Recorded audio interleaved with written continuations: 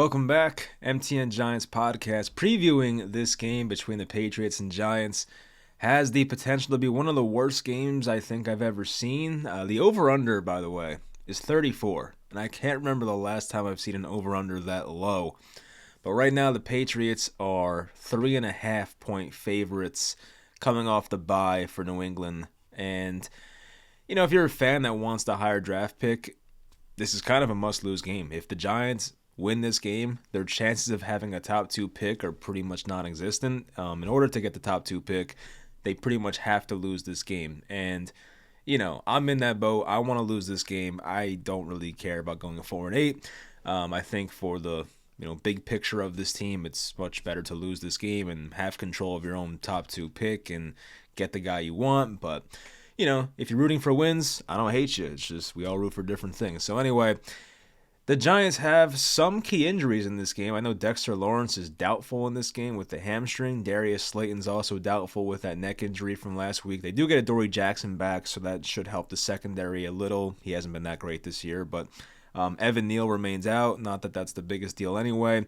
The Patriots have a bunch of guys that were questionable. I got to find their injury report real quick. So a lot of guys questionable. Juwan Bentley, Trent Brown, Jonathan Jones, Devontae Parker, Matthew Slater, Dietrich Wise, and Riley Reif. So some pretty decent players there. They're all listed as questionable. They were all limited on Friday, so it's kind of a wait and see. But the Patriots did waive Will Grier this morning. Not that it matters all that much, but there was that open quarterback controversy going on with them, and it seems like it's going to be Mac Jones again, or it could be Bailey Zappi. Hell, maybe both guys play. I could definitely see that being the case. So a lot of weird stuff going on there with the quarterback situation. It seems like Mac Jones is obviously not the answer, and if the Patriots do pick in the top 5, and Bill Belichick's probably moving on after this year, they're probably going to start completely fresh, which would make a lot of sense. So anyway, hope you guys enjoy the video. Leave a like, it always helps out, and let's get into it. So as for the Patriots and where they rank in the NFL this year, it has not been pretty, obviously. They're 31st in total points for, 26th in yards. Turnover wise, they are 21st. Bottom half of the league. Passing-wise, they're 22nd in passing yards. They're 26th in rushing yards. I figured that'd be better with the combination of Ramondre Stevenson and Ezekiel Elliott, who, by the way, I think Zeke, I tweeted this the other day, he has either a 5 or a 6 game streak of scoring a touchdown versus the Giants, so I wonder if that continues here. So that'd be pretty interesting to keep an eye on. Of course, all that came with the Cowboys in the past. The Patriots defense, not as bad. They are 16th in yards allowed on defense total, 24th in points, 28th in takeaways, so that's kind of interesting. They're 18th in passing yards allowed. Rushing-wise, they are 10th in total rushing yards allowed. So that's probably the better part of this defense. And yards allowed, yards per attempt to running backs, they are second best in the NFL. So that's definitely not good for a guy like Saquon Barkley. It's going to be tough to run the offense through him in this game. Now, it's going to be low scoring. The game will definitely be within one score for most of it, I'm assuming. So you can give Barkley a bunch of carries. But as I said, the Patriots are second best in the NFL in yards per attempt against. So, that run defense has been really good this year, despite the Patriots not being so good overall. The team's not that impressive. Neither team is, to be honest with you. But the Patriots are very disappointing this year.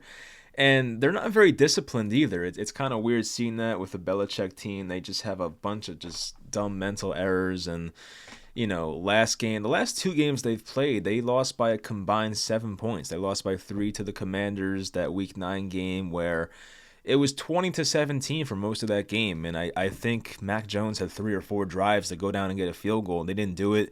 That game ended with the Juju Smith-Schuster ball that went off his hands. It was intercepted, so that was pretty much on Juju. They probably should have gotten a field goal range there and should have at least tied that game. But then there was the game last week in Germany, or 2 weeks ago now, that 9 a.m. game, and they scored 6 points overall, and Mac Jones had the worst interception I've ever seen. If you didn't see this Mac Jones interception, you have to go watch it. It's the worst interception you'll ever see. He literally underthrew Hunter Henry by at least 10 yards. And it was so bad. It was a simple, corner route, maybe a 15, 20-yard throw. He underthrew it by a mile. So it was just, just the easiest interception you'll see for a guy. So that was pretty sad. But yeah, Mac Jones, definitely not the guy there. He does not look that good. Um, for the Giants, they have some things going for them offensively, at least after last week. I was a person who really had no faith in Tommy DeVito winning an NFL game, so he proved me wrong once again, and he went out there last week and had like 3 passing touchdowns. He actually looked pretty good. They used Saquon as a receiver down the field. He had that long touchdown catch. With no Darius Slayton, you'll probably see more Isaiah Hodgins. Of course, Wandale's going to be out there. Jalen Hyatt, guys like that. Sterling Shepard's been playing a bit more lately, it feels like, so he'll be out there. Andrew Thomas, I don't know why he's still playing. He's clearly banged up, and you have him for a long-term contract. I don't get it personally, but he probably will be out there. I saw Bobby Okereke also has a really he has like 2 bad injuries going on right now. He has like a broken rib and something else. Like he's playing through it, so God bless him. But for a team like this, I don't know if it's worth it. But Okereke is already building on such a great year statistics wise, so like you might as well finish it off and see if you can have like a really good season overall, which he's already been having. But yeah, the Giants' offensive line probably going to be an issue. As I said, they're down Evan Neal. Doesn't matter. I don't know. But the Patriots' pass rush is not really what it was early on. Matthew Judon has been out for probably close to 2 months now. Him and Christian Gonzalez got hurt in the same game, and Gonzalez was their first-round rookie corner who was playing very well. So Judon's out as well. He's their best pass rusher. Christian Barmore's been stepping up. He was their second-round pick in, I think, 2021, yes. So he's been playing well. Josh Uche I like out of Michigan. He's a pretty good player. But, yeah, nothing else really. I mean, Kyle Duggar's interesting, but Jabril Peppers is out here playing safety, so Jabril Peppers, the former Giant, actually this year has an 85 PFF grade, Jabril Peppers, so very impressive. He's one of the highest graded guys on this defense, and that's 4th out of 88 safeties, so Jabril Peppers out there playing well.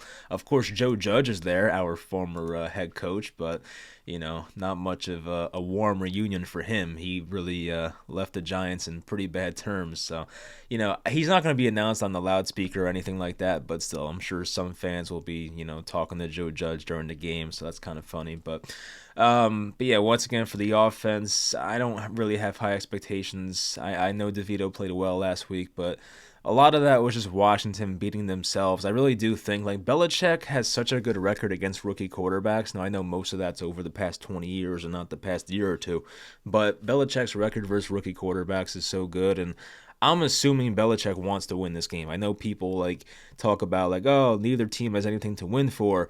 The only thing Belichick cares about right now is getting, passing Shula's record for the all-time, coaching wins, and I think Belichick still has 27, 26 wins to go. So Belichick wants these wins, and Belichick is not going to be the Patriots coach next year in all likelihood. He doesn't care about a draft pick. So Belichick wants to win these games. So I'm sure he's been, watching DeVito's film and knowing what he likes, and I'm not expecting much from Tommy DeVito this week. I feel like Belichick has proven this time and again where you face a rookie quarterback and he knows what to take away from them, and we've seen some tough rookie games against Bill Belichick's defense, and you give him a bye week and 2 weeks to prepare. I feel like that's not a good scenario there for the Giants offense.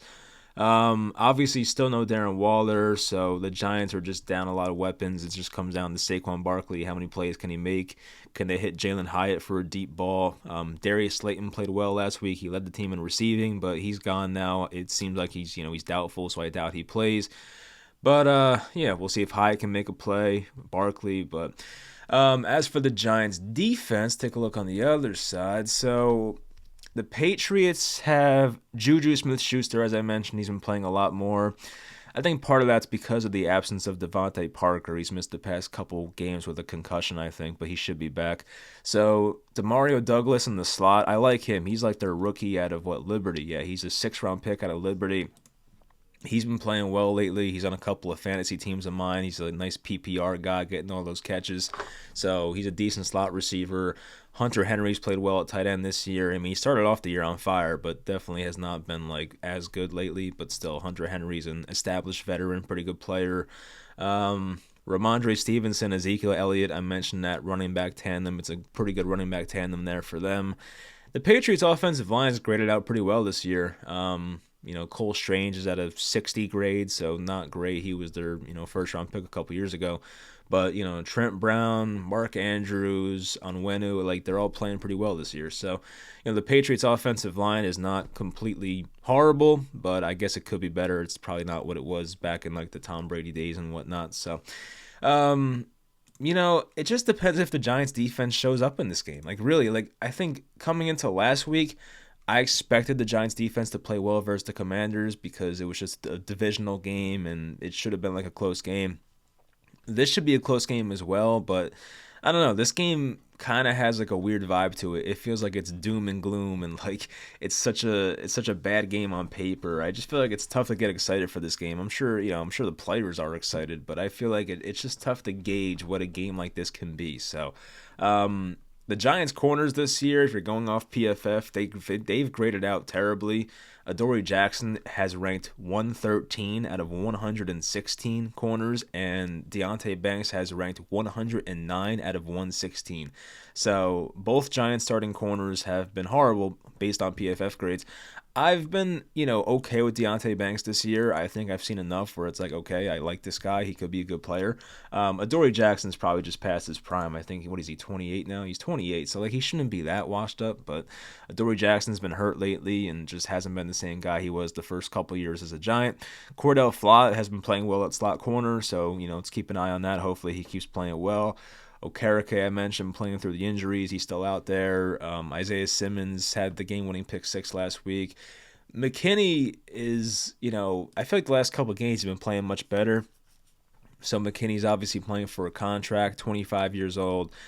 He showed up a lot last week, so we'll see if he can keep that up. But for the Giants pass rush, Ojulari should be out there, and Nunez Roches, and what's his name, Ashawn Robinson should be out there. Of course, Kayvon's going to be out there. So, one of those guys, whether it's Nacho or Ashawn Robinson, they're going to get, more snaps with Dexter Lawrence out, and we'll see if they can make an impact. But, the Giants' run defense will definitely miss a guy like Dexter Lawrence this week if he is, in fact, out, which, once again, he's doubtful.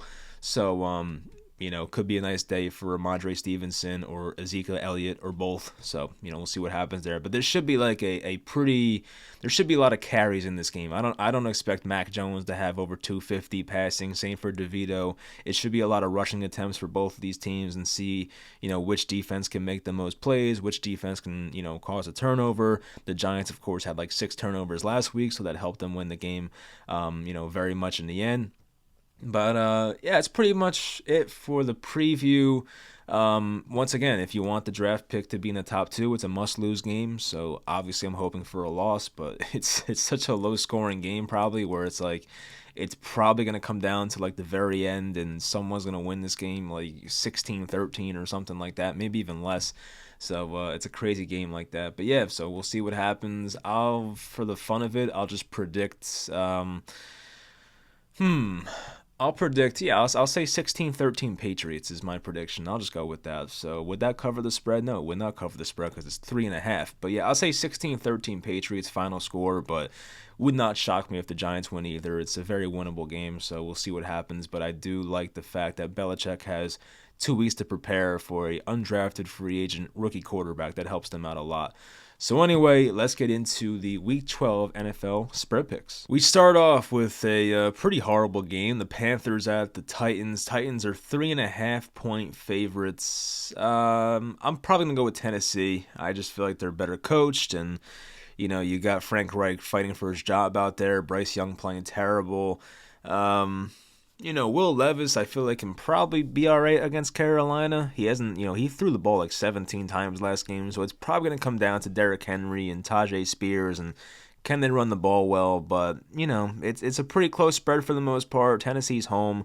I think they're a better team still, despite Tennessee having a down year, so I'll take the Titans minus 3.5. I got to write this down before I forget. Titans minus 3.5.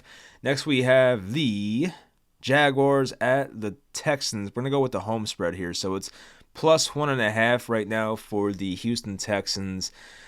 I'm probably going to go with Jacksonville. I still think they're the better team. The Jaguars have looked a bit better. They've had their down moments earlier in the season, but I feel like their offense is starting to look more complete. They got Zay Jones back, which means Calvin Ridley looks much better. And if Ridley's playing like a wide receiver one, it opens up this offense a lot. Should be a pretty high scoring game, I feel like, with these two offenses. So yeah, I will take the Jaguars -1.5 here on the road. We have the Patriots at the Giants. Always interesting. Yeah, I'm gonna take the Patriots -3.5. I mean, I guess you know what? Because my score prediction, my score prediction was technically the Giants like covering. So you know what? I'll just take the Giants +3.5. Why not? I feel like it could very much be a field goal game. Why not take the half a point they're giving you? You know what I mean? Like maybe they're trying to fool me into taking it, which it's definitely gonna work. I'm taking the Giants here, so it definitely could be like once again 16-13. Someone wins by 3. So if I'm given that 3.5, I gotta take it. So I'll take the Giants. The Saints are at the Falcons. I don't know if Derek Carr is playing or not. That's interesting. I don't know if it's Derek Carr or Jameis. I feel like Carr playing through injuries is not good. So if it is Derek Carr playing through the injury, not good, obviously. Falcons are 1.5 point underdogs at home. Man, Atlanta's such a confusing team. I feel like every time I pick the Falcons, they lose. But with the quarterback injuries for the Saints, I know the Falcons are coming off a bye. I think both teams are coming off a bye, which is pretty good, obviously, by the schedule makers. This is a big game. I think whoever wins this game is first place in the NFC South. So I don't know. It's a pretty close matchup. I know Desmond Ritter's back at quarterback, but I'll take the Falcons. Why not? I always do this to myself, but you know what? Let's take the Falcons +1.5. I feel like Bijan Robinson's getting more involved, and Derek Carr might be hurt, so it's like you know what? I'll just take the Falcons. Why not? It could be a 1 point game, which I feel like the last Falcons game came down to like 1 point or something. So you know what? I'll just take Atlanta +1.5. We have the Steelers at the Bengals. No Joe Burrow for the first time. It's now Jake Browning. So we have the Bengals at +2.5. And you know what? I kind of like that. I'm gonna take Cincy +2.5. I don't think Jake Browning looked that bad. He obviously is not Joe Burrow, but he didn't look horrible. Like I really do think they trusted him in this offense. It wasn't like they were just, handing the ball off to Joe Mixon the entire time after Burrow got hurt. They were letting this kid throw the ball. He's not a kid, he's like 27, but they were letting this guy throw the ball. So, I think the Bengals still have a good roster overall. So 2.5 point underdogs right now to a Steelers team that I'm not that confident in.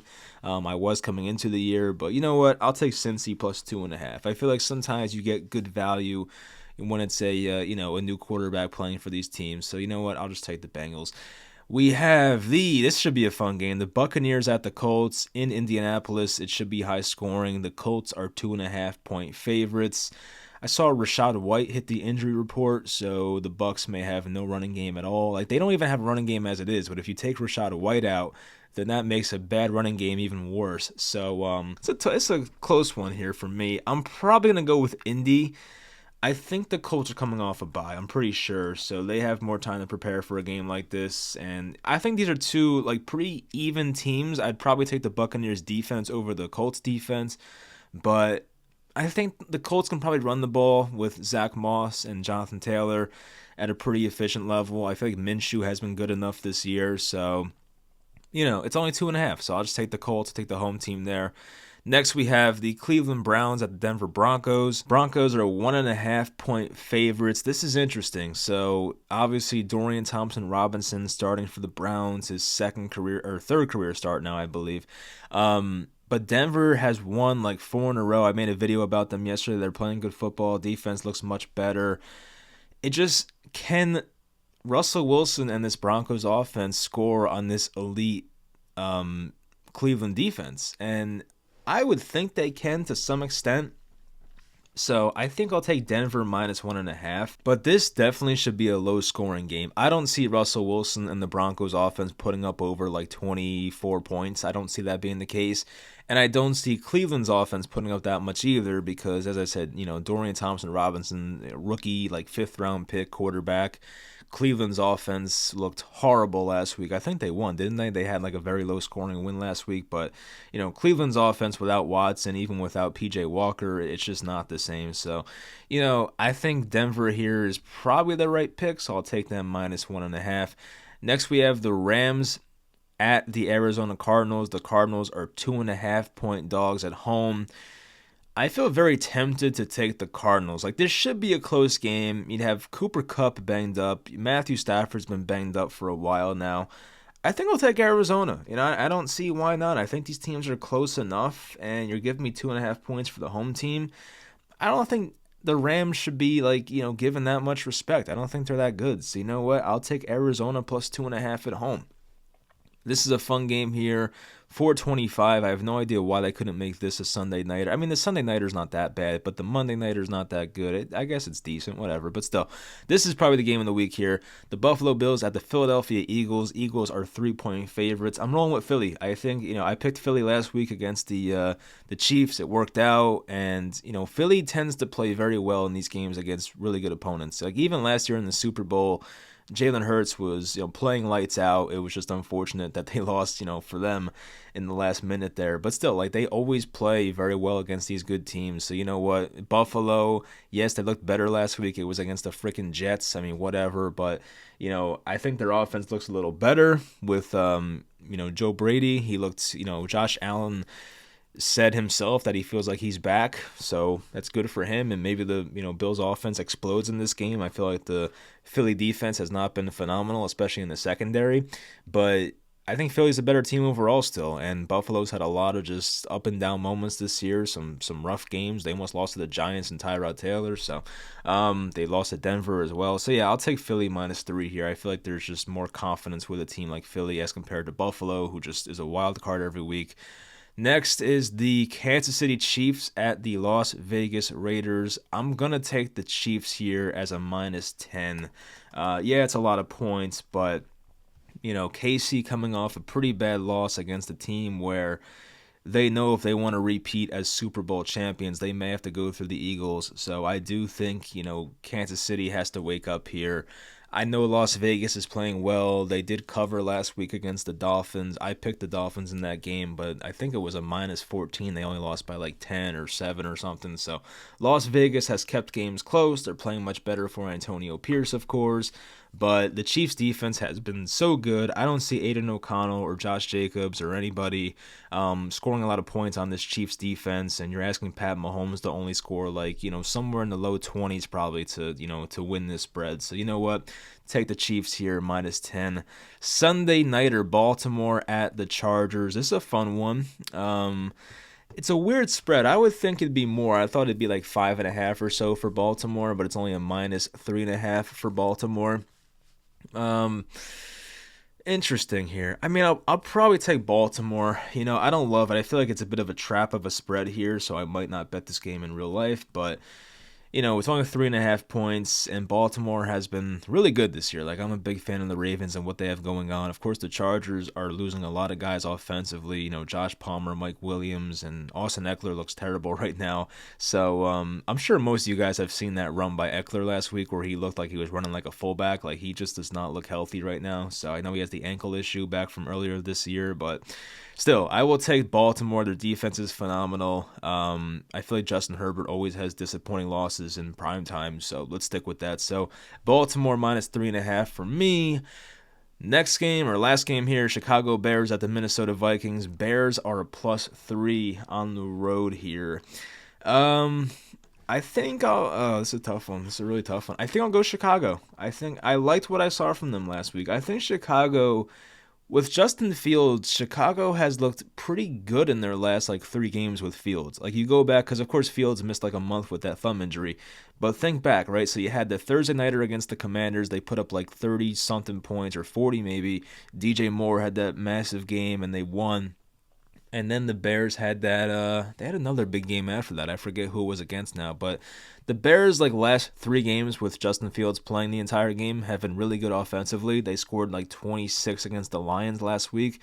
So with Justin Fields, I feel like this offense has looked much better lately.